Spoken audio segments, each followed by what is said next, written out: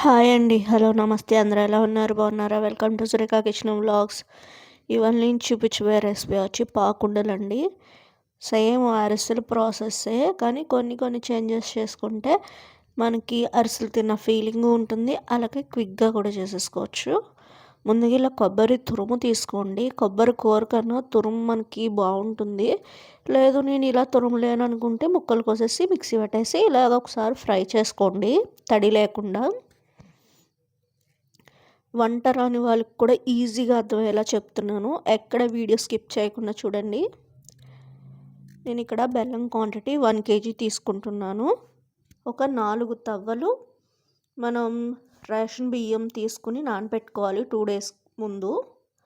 అంటే మీరు ఇవాళ చేయాలనుకుంటే ముందు రోజు నానబెట్టుకుంటే మనకి అరిసెలకి కానీ పాకుండలు కానీ పర్ఫెక్ట్గా ఉంటుంది. బెల్లం కరిగిన తర్వాత వాటర్ పోసి వడకట్టుకోండి. వడకట్టుకోవడం చాలా ఇంపార్టెంట్. వడకట్టుకున్న తర్వాత ఇలా గ్యాస్ మీద పెట్టి ఉడికించాలి. ఇప్పుడు నేను చూపిస్తున్న ఈ పాకం అయితే మనకి చాలా పర్ఫెక్ట్గా ఉంటుందండి. పాకుండా అస్సలు పాడవదు, అలాగే గట్టిగా కూడా రాకుండా బయటికి క్రంచీగా లోపల సాఫ్ట్గా చాలా బాగా వస్తాయి. ఈ ఫస్ట్ టైం చేసే వాళ్ళకి కూడా చాలా ఈజీ ప్రాసెస్సే, అస్సలు టెన్షన్ పడక్కర్లేదు. తడి బియ్యము అంటే ఇప్పుడు మనం బియ్యం కడుగుతాం కదా 2 days ముందు నానబెట్టినవి, అవి ఒక 10 నిమిషాలు పావుగంట క్లాత్ మీద ఆరపెట్టండి. ఎండలో కాదు, నీడలో.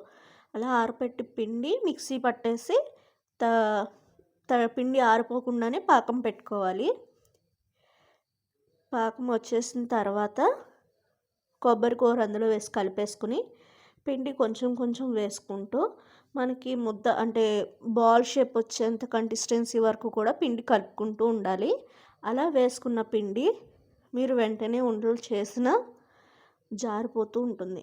అలా కాకుండా ఒక అరగంట కానీ పావుగంట కానీ పక్కన పెట్టేయండి, అస్సలు టెన్షన్ పడక్కర్లా. ఒక అరగంట తర్వాత ఇలా ప్లేట్లోకి తీసుకొని ఆయిల్లో చేయి ముంచుకుంటూ చిన్న బాల్స్ లాగా ఈ సైజులో మనం చేసుకొని ఆయిల్లో ఫ్రై చేసుకోవడమే, ఎంతో సింపుల్గా. ఇంకేమన్నా మీకు డౌట్స్ ఉంటే కామెంట్ చేయండి.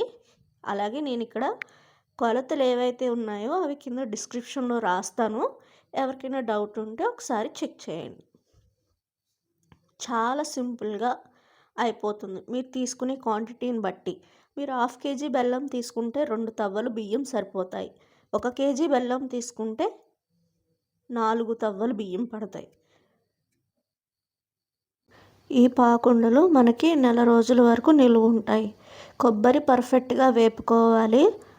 అవి వేపుకోకపోతేనే మనకి ఇవి కొంచెం స్మెల్ రావడం, బూజు రావడం అనేది జరుగుతుంది. లేదంటే చాలా పర్ఫెక్ట్గా వస్తాయి. నువ్వులు ఇష్టం ఉన్న వాళ్ళు ఇందులోనే నువ్వులు కూడా కలుపుకొని ఇలా బాల్స్లో చేసేసుకోవచ్చు. అరిసెలైనా సేమ్ ఇలాగే అరిసెలా ఫ్లాట్గా నొక్కుతారు. అలా ఫ్రై చేసుకుని తర్వాత అరిసెల మిషన్ ఉంటుంది, అందులో పెట్టి ప్రెస్ చేస్తే మనకి అరిసె షేప్లో అనేది వచ్చేస్తుంది. ఇవి పాకుండలు అంటారు.